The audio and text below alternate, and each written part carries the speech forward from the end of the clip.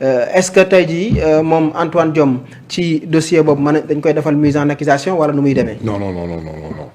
non dossier bu ñu koy defal mise en accusation. pour mu dem haute cour de justice. dossier la boo xamante ne dafa war a concerner sa fonction de ministre. D'accord. Agent judiciaire de l'État ce n'est pas un ministre. mais entre temps nekkoon na ministre am na ñoo xam peut-être mën nañu def amalgame boobu. non entre bi mu nekkee ministre ak bi mu nekkee. moom kay nee na en tant que AGE la ko porter plainte. oui donc boobu concerné wul ministre. c'est comme Lat Diop. il fut ministre non. il est en prison. dossier c'est en tant que directeur général de l'ONAS. Karim Wade ca ANOCI. mais kii moom li mu wax spécifié na que ni c'est en tant que AGE. AGE ce n'est pas ministre donc c'est passible devant les juridictions ordinaires. comme Lat Diop actuellement est devant les juridictions ordinaires. foofu amul mise en accusation amul privilège de juridiction. amul dara. moom day jàll fa nga xamante ne fa la juridiction ordinaire yëpp di jàllee foofu jarul loolu moom. donc bu doon li mu koy toppee ci mbiru ministre la foofu la ñuy waxee lii. comme que du ministre moom spécifié na en tant que AG parce que dossier boobu yooyu noonu tamit lu ñu war a lañ bëj la ndax les voiries les trucs à Diamniadio là. affaire yi taxaw na. ñu ngi war a jëm ci JOJ. foog ñu lijjanti ko l'entrepreneur. xam fan lay taxaw. pour ñu mën a yegg soit moom moo koy yeggale wala keneen moo koy yeggale. mais dafa këtt ñi ci kaw ñëpp Bara Diouf taxaw na. chantier yi war a yegg. foofu à Diamniadio. donc voilà mooy loolu. en tout cas jaru ko daal du jaar haute cour du jaar ay mise en accusation. jarul dara juridiction ordinaire yi la. merci beaucoup Cheikh Pape Moussa. jërëjëf soxna Ndack Mbacké yow itam nga tàggatoo ak ñi la doon seetaan. merci Abdou Khadre di remercier bu baax a baax Dominique mi nekkoon ci. mais Jéegi Diop dafa ma bloqué ndekete. Jéegi man maa ngi dégg gars yi nag buy abandonné na may dem di xool lan la bind ci Facebook ba ndekete bloqué na ma. yàgg na ma bloqué na ma bu yàgg. loo def bon bloqué yow tamit commentaire wala. Pape Moussa dañ lay bloqué rek. non man commentaire mu affaire mën na nekk nag de. yow dañ lay bloqué rek. tàccul nga kàddu bloqué. mais enfin. lan la bind lan c'est quoi la cause de son dafa démissionné ci. wala bindul cause. non may bon. waxul dara. daf na bàyyi na rek. non bind na benn texte. mu bind ku am texte bi na ma ko yóbbale quoi dañ maa bloqué. texte nga bloqué. Jéegi waruma woon bloqué moom bi tamit. lan nga def Jéegi yow. def ma non je ne pense pas que je l'ai fait. Pape Moussa des fois nga def commentaire yu saf de. Commentaire tamit dañ ci bloqué waale man saagaw ma xastew ma damay joxe sama xalaat rek mais bon comme d'habitude à la veille de l'alternance en 2000.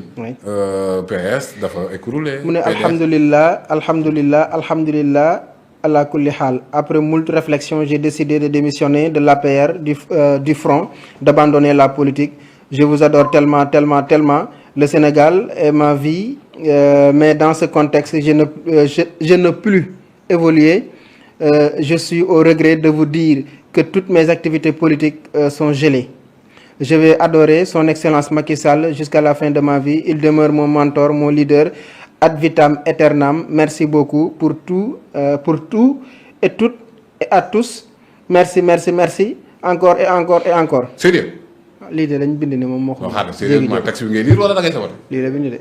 ay merci. encore affaire yooyu noonu yëpp ci texte bi la bokk. je n'ai aucun droit sur le son. c'est the king of mbalax Youssou Ndour. gars yi bu ñuy def yii nii yëpp bu ñu nekk au pouvoir duñ ko wax quoi. comme qui disait oui quand le navire plein de l'eau les rats quittent le navire. quand même waaw bon d'accord APR ak yooyu moom ce sont des associations privées. ku nekk saw cëggalu guy ga cay demee. mais man bu ñuy nekk au pouvoir ils essaient tant bien que mal de gérer quoi mais bon comme que dañ maa bloqué xam naa mooy noppil rek bul ci wax ju bëri quoi. merci beaucoup. procédure de mise en accusation ce n'est pas une procédure d'accusation. accusé wuñ la. ce n'est pas une procédure de condamnation. du dara tout noonu la tudd rek quoi ça ne veut pas dire que ni buñ ne mise en accusation que la personne elle est accusée. yeggaguñu foofu noonu. c'est une procédure parlementaire mais aussi judiciaire. xam nga qui déclenche les poursuites. dans les procédures ordinaires. c'est le procureur. moom mooy mettre en mouvement l'action publique moom mooy exercer l'action publique. mais il y a bien des cas. Parfois procureur du mettre en mouvement l'action publique.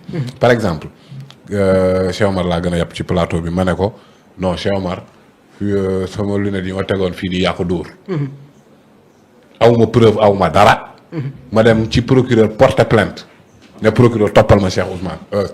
Cheikh Omar procureur xool xam ne awma preuve li may wax waxi ndax sa xandang la. mu classé dossier bi. ma ne ko non doo ko classé da nga koy poursuivre par force.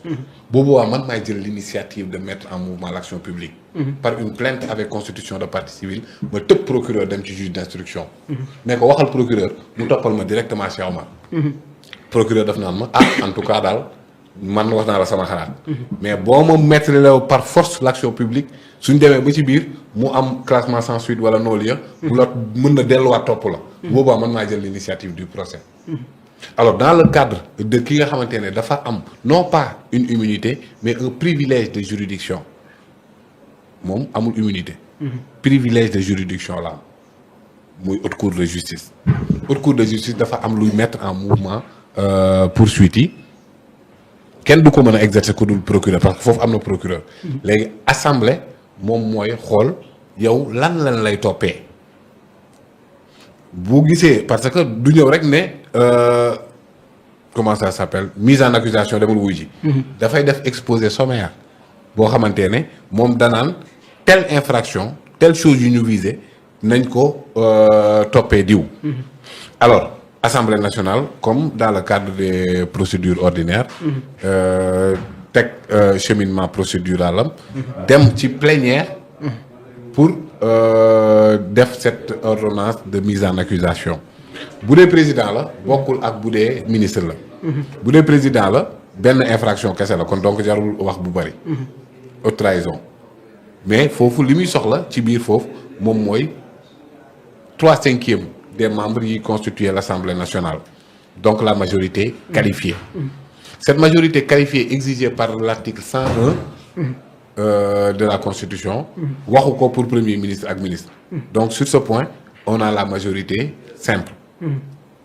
à la majorité simple même si c'était la majorité qualifiée sax je pense que ni Pastef am nañ loolu mais ce n'est pas une question de Pastef ni de APR. donc c'est la majorité simple moom mooy yóbbu nit ci mise en accusation bu ñu ko voté maintenant président assemblée jël résolution bi. jébbal le président de la haute cour de justice enfin le parquet. mooy le premier comment il s'appelle l'avocat général le premier. le procureur général. voilà au niveau de la cour suprême. pas l'avocat général le procureur général au niveau de la cour suprême. mu saisir le président boobu noonu saisir la commission d'instruction au niveau de la haute cour de justice et que la procédure judiciaire s'embarque moo tax ma ne. procédure bi dafa hybride. parce que bu ñu nekkee assemblée. on peut dire que ce n'est pas une procédure judiciaire. or procédure judiciaire la parce que moom mooy permettre à ce que la haute cour mën a saisir la commission d'instruction d'instruction xam nga fële ay juge d'instruction ngay dégg. ak cabinet d'instruction mais là c'est une commission d'instruction boo xamante ne moom mooy jël léegi commission d'instruction boobu noonu ci li muy enquête mooy li ko assemblée wax rek li mise en accusation bi voté. même s'il voit d'autres choses. day delluwaat assemblée pour assemblée yokkaatal ko beneen vote de mise en accusation. alors que moom mooy enquêter. par exemple bu jàppoon ne li ko assemblée wax wérul. du delluwaat assemblée. moom day def ordonnance de non-lieu. d'accord kon comme yaa ngi ko doon expliquer keroog il faut nga leeral ko mu di nekkul ni député yi ñoom ñooy juger. non pas du tout. enfin ordonnance de li ñuy voté noonu. loolu du jugement. loolu yóbbul. te ñi nga xamante ne parce que am na député yoo xam ne dañuy doon juge. mooy ñoom Amadou Ba ñoom mooy les membres de la haute cour. ils ne prennent pas part au vote. sinon dañuy nekk juge et partie duñ jël part au vote. donc ñooñ voté tuñu. ñi nga xamante ne nag ñoom ñooy voté nii. ci majorité simple bi bu ñu paree ñoom dañuy jébbal parce que foofu noonu ñoom attewuñu comme ñu ne rek lever immunité parlementaire. day permettre à justice mu def liggéeyam kii tamit day permettre à justice bi mu def liggéeyam mais pas n'importe quelle justice parce que privilège de juridiction moom moo am haute cour de justice mënul ñëw rek autosaisir ci benn dossier. haute cour de justice amul capacité d'autosaisine donc kon day mel ni c'est par cette résolution que l'Assemblée nationale di ko jébbal mbir mi di ko saisir et saisine boobu noonu ça concerne ay infraction yoo xamante ne moom moo nekk ci résolution boobu Assemblée nationale voté. D'accord merci beaucoup Cheikh Pape Moussa Sow alors Daouda Djigal mise en accusation bi jeudi la incha allah.